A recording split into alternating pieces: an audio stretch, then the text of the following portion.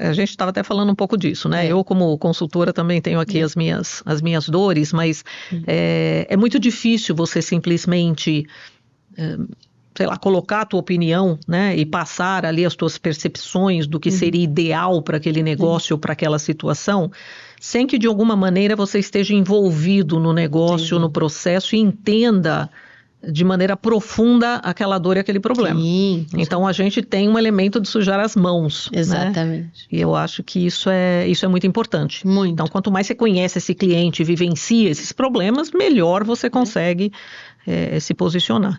Com certeza. E aí, bom, 25 anos dessa coisa toda, ajudando empresas e esse ecossistema incrível que vocês criaram.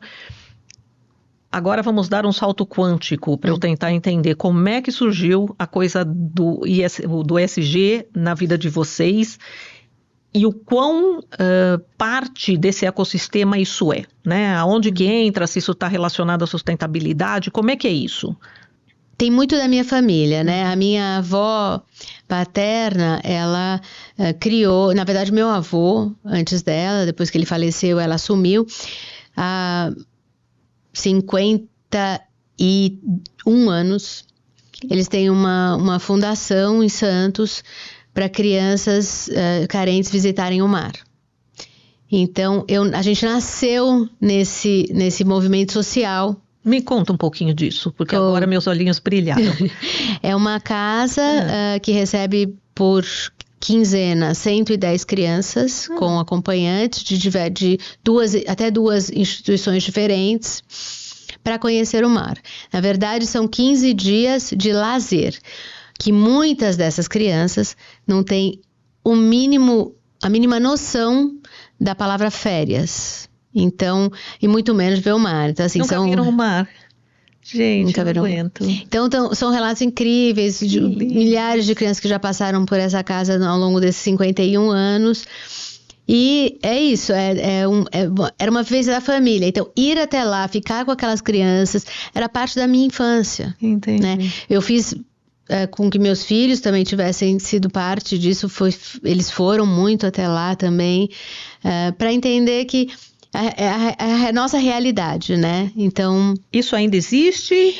Isso existe, infelizmente, com a pandemia, claro. ele permanece fechado até hoje, por conta do que a gente sofreu, claro. e várias ONGs fecharam e sofreram durante a pandemia.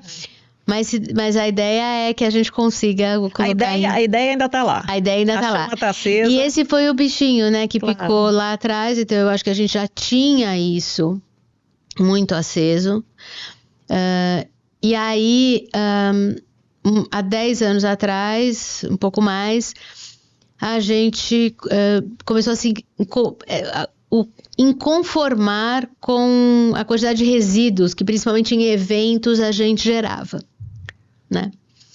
Com 15 crianças durante todas as férias, gerava muito resíduo. Não, com os nossos eventos em geral, em geral, né? também. Com os nossos eventos em geral, muito resíduo. Então, antes disso, eu preferia, nas desmontagens, não sei se você já foi na desmontagem de um evento. Vários. Infelizmente, mas eu preferia ir embora antes da desmontagem, porque eu preferia não ver. Sabe aquele negócio que os olhos não veem, o coração não sente? Isso.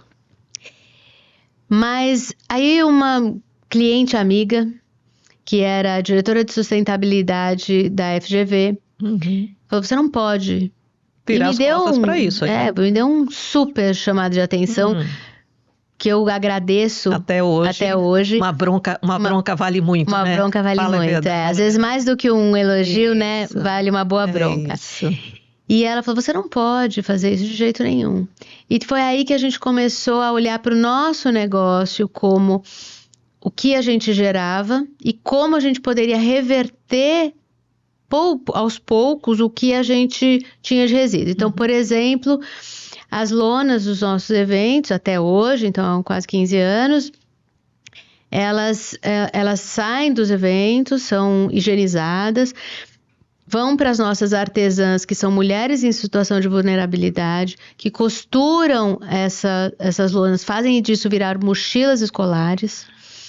Essas mochilas escolares a gente recheia de material escolar E no final do ano, ou começo do ano letivo, a gente doa para crianças ou até adultos que, né, não têm condições, escolas públicas ou diversas instituições, ONGs, enfim, até para a Amazônia, uma entidade indígena, a gente já doou. Que loucura. Então, as lonas desses eventos que cobrem... mochilas. E não só mochilas, a gente hoje tem uma gama de produtos que a gente faz ela virar até brindes de eventos, enfim. Mas que contam essa história, né? Saiam do briefing do cliente e voltem a contar uma nova história. Então... Mas isso, o cliente é envolvido nesse processo ou é uma coisa que vocês, como organizadores, foram desenvolvendo, estruturando? Vamos dizer, se o cliente não estiver nem aí com isso, vocês, de qualquer forma... Fazem. Entendi. Durante muitos anos aconteceu assim. Uhum. Eu diria mais do que eu gostaria.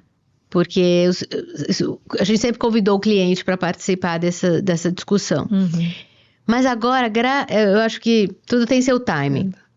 Então, há uns 2 anos atrás, os clientes começaram a dar muito valor para isso. Que legal. Então, eles não só, né, apoiam, como são nossos parceiros nesse custo, e também, hoje a gente faz projetos, essa unidade de negócio social também faz projetos diretos para os clientes com outros resíduos que eles têm lá, de outras coisas, contando outras histórias. Então, saindo só da área de eventos, ou seja, como uma sobra, um refúgio daquilo que foi o evento, mas já como uma ação mesmo, como iniciativa com foco em sustentabilidade. Exatamente, com foco em sustentabilidade. Sim. E aí a gente faz diversas outras, né? E aí hoje em dia são várias iniciativas, não só social e também de upcycling, como essa que tem uma fase, uma coisa de ambiental, mas a gente tem vários parceiros com ações ambientais. A gente tem uma escola onde a gente, com restos de eventos que a gente fez durante a pandemia. Vocês fizeram uma escola? Fizemos uma escola. Uma escola, estrutura. Estruturar a escola. Quanto que a gente deixa para trás que dá para construir uma escola? Me conta. Olha, eu nem vou te contar o quanto é muita coisa. É muita coisa. Tanta coisa que a gente pode fazer, né? Muita coisa. Então, hoje ela virou uma unidade de negócio. Então, tem as unidades de negócio, né, normais e essa unidade de negócio social, que a gente tem muito orgulho de fazer os projetos. E por ano são poucos e bons projetos. Através desses projetos, a gente... E aí, em 2019, a gente ganhou um prêmio da ONU de um desses projetos. E lá na ONU, eu falava assim, nossa, mas eu tô aqui com um monte de empresa tão incrível, né? E eu ouvi deles uma coisa que eu levo e que eu acho que vale para todo mundo. O importante é você fazer o que você consegue carregar. E sempre. Constante. Porque a constância é que vai tirar a gente de um status quo para outro. Então, acho que isso é a coisa mais importante que a gente precisa fazer. Mas eu faço, mas é muito pouco. Não importa. É um pouquinho sempre. É um pouquinho sempre. Às vezes, o muito, só de vez em quando, tem um impacto menor do que o pouco. Exatamente. Para a sustentabilidade, a constância, né, a frequência é importante. E essa foi a primeira vez, então, que vocês entraram em contato com essa questão da ONU, ou seja, vocês foram convidados porque vocês ganharam um prêmio por essa iniciativa. Exatamente. Legal. É disso que gerou a sua participação como pessoa depois nesse processo? Exatamente.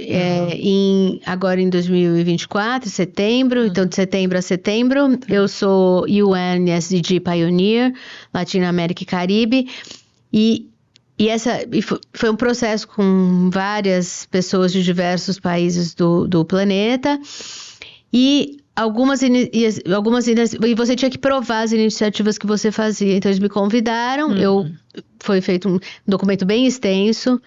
Eu imagino, que deve ser complexo você demonstrar isso, exatamente. Né? Até porque não é só uma questão de intenção. Está muito mais relacionada à ação e com atividade. E comprovar isso nem sempre é fácil. Nem sempre é fácil. Então teve isso, depois teve uma grande, além das provas, com links e etc., vídeos das ações, etc., a gente, aí teve um julgamento lá deles, que é todo um processo de consultoria de diversos membros da ONU, até a escolha dos 12. Ganhadores. Gente, tô até nervosa com esse podcast hoje. Olha as pessoas que a gente traz aqui, depois vocês falam. Incrível isso. E aí, legal. assim, quem são essas 12 pessoas? Assim, qual o perfil dessas pessoas? E elas são, imagino, passaram pelo mesmo processo seletivo, né, que vocês, e elas representam regiões, áreas do mundo, é isso? Exatamente. Então, nós temos são 6 regiões, 2 de cada região, empresas de grande porte, com mais de 5 mil funcionários, e empresas de pequeno e médio porte, com menos de 5 mil funcionários. E todas elas com papel expressivo? Todas elas com papel expressivo. Então, tinha pessoas tinha uma de Singapura, da África, do Líbano, enfim. Tá. As histórias devem ser incríveis. As histórias são incríveis. Eu acho assim, o coffee break deve ser mais legal do que a reunião. É verdade. Você fica ouvindo as histórias. Muito. E como a gente teve vários momentos de sentar e conversar, então assim, as iniciativas são realmente de dar ânimo, sabe? E você continua. A gente ainda tem chance, né? Muita chance, muita chance. Que bom. Muita chance. A gente tem lido tanta coisa difícil recentemente que assim, ouvir coisas boas traz um alento pro coração. Um quentinho, né? Um quentinho. A gente está precisando.